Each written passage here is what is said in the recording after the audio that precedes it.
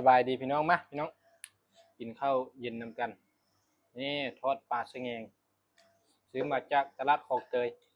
นี่แจ้วพี่น้องเลยอันนี้แกงหน่อไม้กระแซนเต็มมือเสานี่แกงไร้แกงไว้กินตอนเย็นได้พี่น้องนี่กับตำไข่พี่น้องเลยข้าวเหนียวนะเอาแกงไร้เอาก็เลยเลี้ยงไว้พี่น้องอืม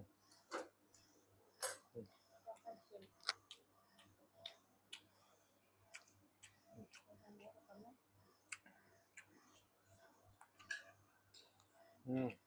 ปลาสะแงงกินแกงก้างเลยเนาะอืมอืมแจ้วเขา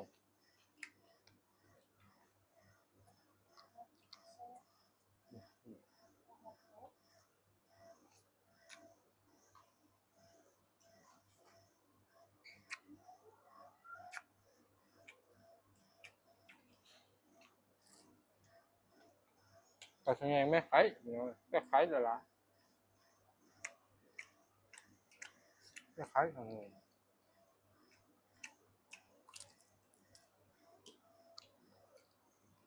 ไว้ตาม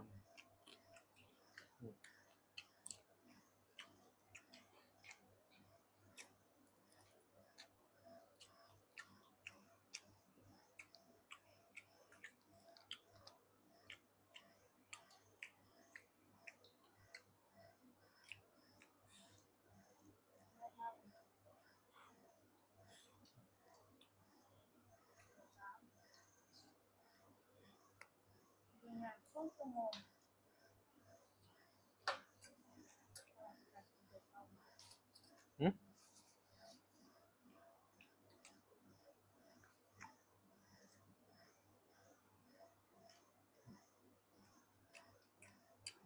ผักน้ำกับผักกันน้ำหกพุ้นเนาะ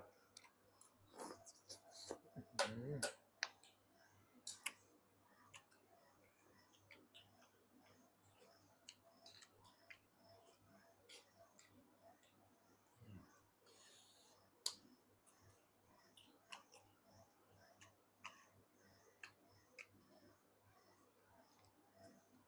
ห้าโมงเย็นมื้อเย็นเนอะ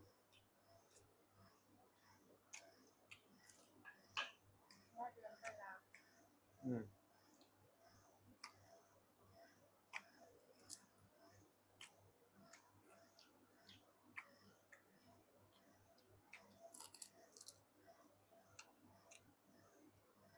ลวกปาก